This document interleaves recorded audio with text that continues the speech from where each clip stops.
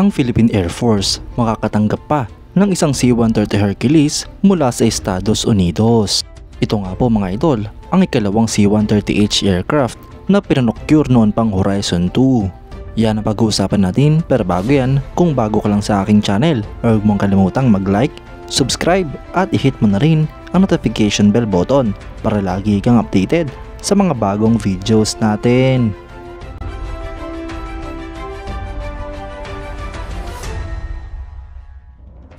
Ang Philippine Air Force mga idol ay tatanggap pang muli ng isa pang C-130 Hercules Tactical Transport Aircraft mula sa US government.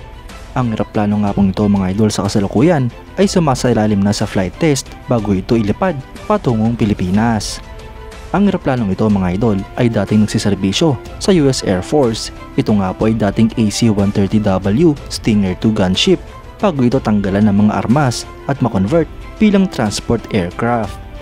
Nangangahulugan lamang mga idol na ang eroplanong ito ay ang matagal nang inaantay na ikalawang C-130H aircraft na pinocure noon pang Horizon 2 phase sa ilalim ng Philippine Air Force C-130H with avionics upgrade and an integrated logistics support package acquisition project. Kung saan bahagi nga po sa acquisition project na ito ay binayaran din ng Estados Unidos bilang parte ng US Foreign Military Financing Program. Ang Philippine Air Force mga idol ay tinutulak na improve ang kanilang overall airlift and transport capabilities gamit ang limitadong pondo na inallocate sa kanila. Ang serbisyo nga po mga idol ay nagkaroon ng acquisition para sa mga surplus ngunit refurbish na mga Lockheed C-130 Hercules Heavy Tactical Transport Aircraft mula sa US government. Ito nga po mga idol ay parte ng shopping list sa ilalim ng Horizon 2 Phase Priority Projects ng Revised Armed Forces of the Philippines Modernization Program. Ang end user nga po ng proyektong ito mga idol ay ang Philippine Air Force 220th Airlift Wing kung saan tatanggap sila ng dalawang eroplano. Ito nga po ay may pondo ng mahigit sa 2 billion pesos.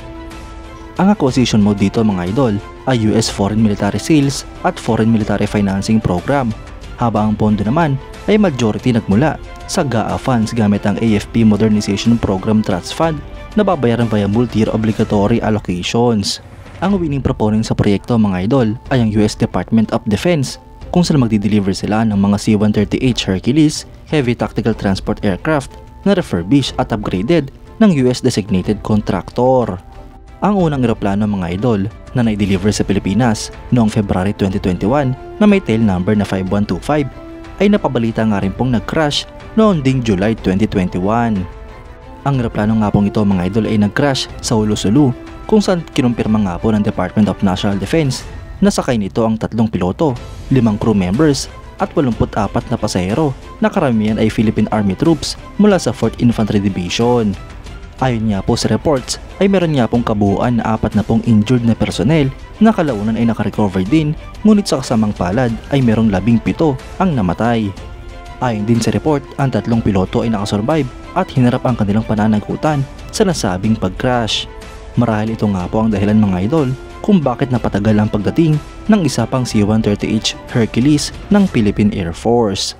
Malamang mga idol ay sinailalim nga po sa matinding testing at refurbishment ang eroplanong ito bago ibigay sa Pilipinas. Ito nga po mga idol ay upang maiwasan na ang pag-crash ng mga eroplano ng Philippine Air Force. Mga idol, hindi naman nga po masama na tumanggap ang Pilipinas ng mga refurbished na eroplano mula sa Estados Unidos. Ang mga ito nga po ay mapapakinabangan pa ng ating bansa, ngunit kailangan nating siguraduhin na ligtas at maayos pang gamitin ang mga eroplanong ito. Alam naman nga po natin mga idol na hindi puro mga segundamanong eroplano ang binibili ng ating bansa at meron din tayong acquisition project para sa mga brand new. Pansamantala ay tumutulong ang mga refurbished na eroplanong ito sa Pilipinas habang di pa dumarating ang mga bagong binili ng ating bansa. Ngunit kapag dumami na ang mga brand new na eroplano ng Pilipinas, ay siguradong ireretiro din ang mga refurbished na mga eroplanong ito. Kayo mga idol, anong masasabi nyo? Comment down below for your thoughts and opinions. At yan nga lang po ang pag-uusapan natin ngayon mga idol. Maraming salamat sa panonood. Huwag nyo rin kalimutang mag-like at subscribe bilang suporta sa ating channel. Mabuhay kayo mga idol!